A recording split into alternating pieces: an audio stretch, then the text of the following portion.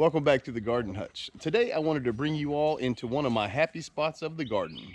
Let's see our tomatoes. Come on.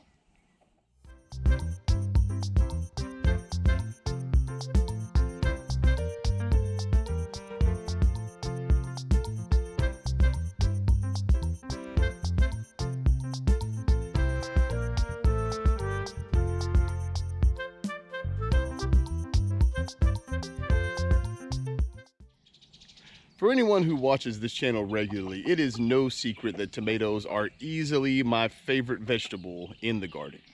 In fact, the reason I started gardening was because of tomatoes. I know, I say that all the time, but it's true.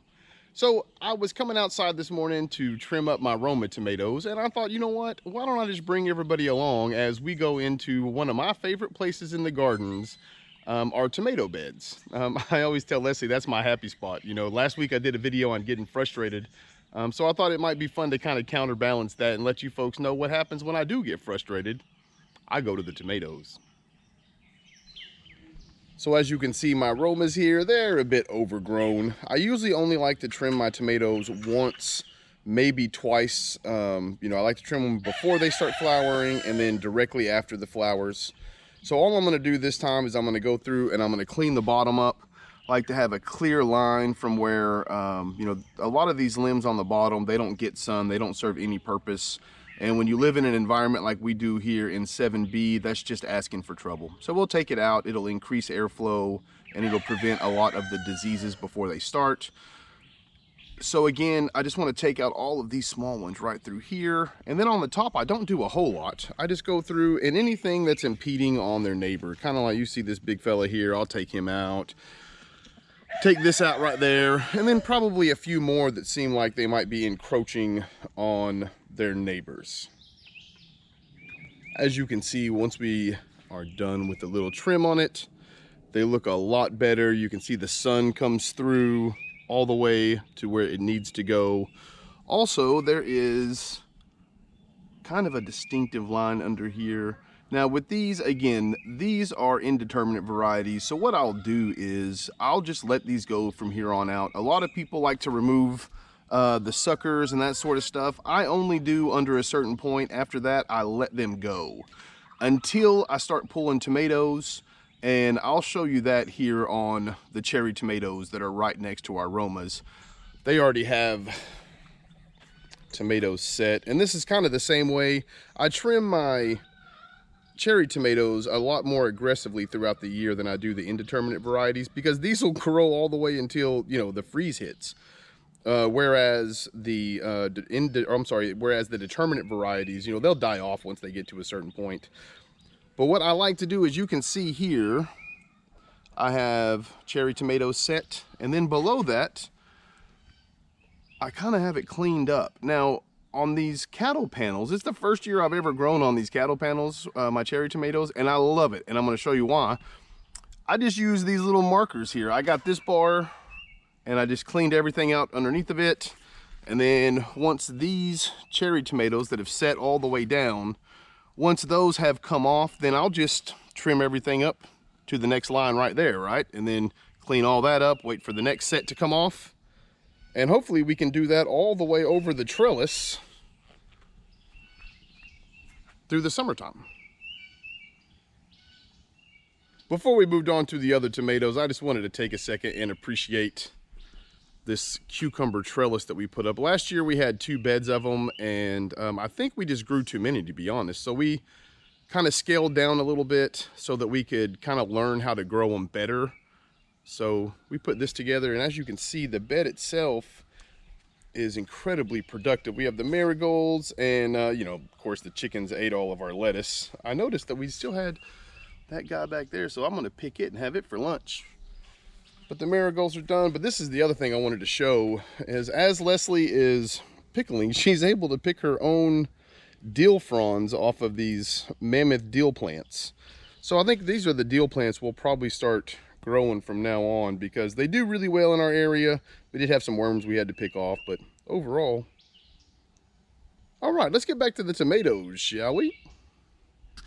So before we go into the top and the pallet gardens where the rest of the tomatoes are, I wanted to point something out real fast. The tomatoes in these next two areas are going to be further along than the tomatoes we saw earlier. The reason for that is the Romas that are in the raised bed in the old garden, they were planted about 4 weeks behind everything else. And our cherry tomatoes there in the old garden, they're not subjected to as much sun as the rest of these are. The reason I tried to put them in the old garden is I'm hoping that as July and August rolls around, they're not going to get beat down as much by the sun. All right, so with that caveat, let's go take a look. So this is the other bed that holds our cherry tomatoes, and I think you'll see what I mean whenever I just classified these are a bit further along.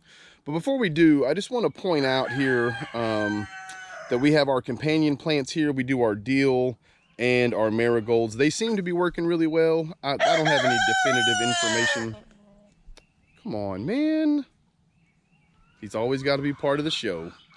I don't have definitive information at this point, right? But we do have it set up with our companion plants this year. We're hoping if the pest pressure is less than normal, we'll be able to do this from now on. In fact, we might anyway. I kind of like the way it looks. But on to the tomatoes. Again, you can see that there is a clear line on our cherry tomatoes. And when we step here in the backside, you will see the reason for that. We have all of these clusters over here of cherry tomatoes, and there are significantly more here than on the other ones. You know, as mentioned, it's just the orientation to the sun. But I think this is a good example of the way that we trim them, just to keep, again, everything below this is taken out only because the only use for it would be to harbor, you know, disease and bacteria, that sort of stuff. But I have to say, I am incredibly excited to begin getting our cherry tomatoes. And when I built this trellis, I cut the poles to 9 feet, and then I put them in the ground. So they're probably about 7.5 foot tall. And I'm wondering if maybe I cut them a little too short, with it only being mid-June, and these cherry tomatoes are already substantial in size.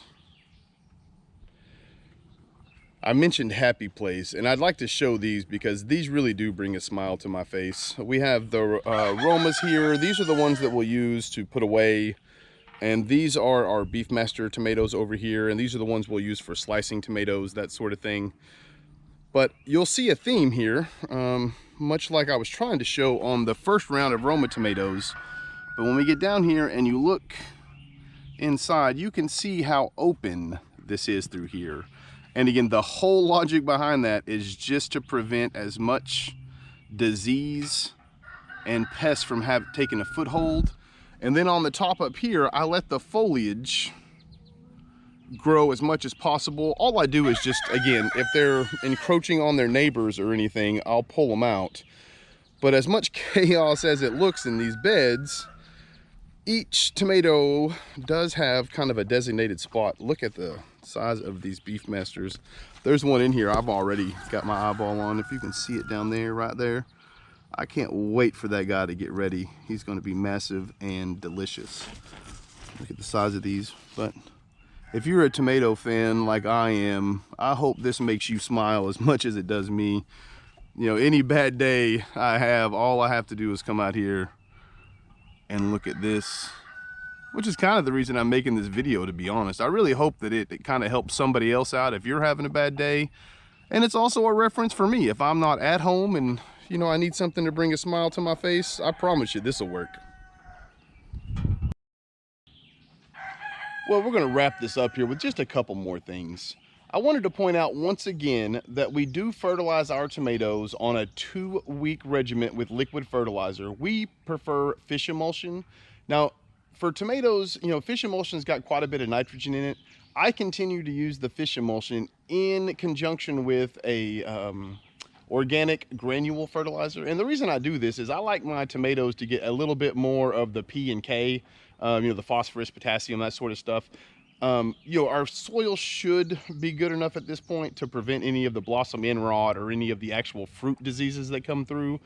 But with tomatoes, I don't want to take any chance, and it's not going to hurt them. The only problem is if you have too much nitrogen in there, you'll have more leaves than fruit. So I like to dial it back just a bit on the tomatoes this time of year. The second thing I wanted to mention is the pest control. Now, we did a lot of research. We put a lot of time into putting in pollinator plants and things, more of a passive defense, if you will, this year. And the reason for that is as we continue to add more gardens here to the homestead, it's a lot of work to try to get everything done in a day. And there's nothing more devastating than forgetting about your tomato garden and coming out, a day later and hornworms are just, infesting everything and it's just a bunch of stems. So far this year, we have had 0 infestations.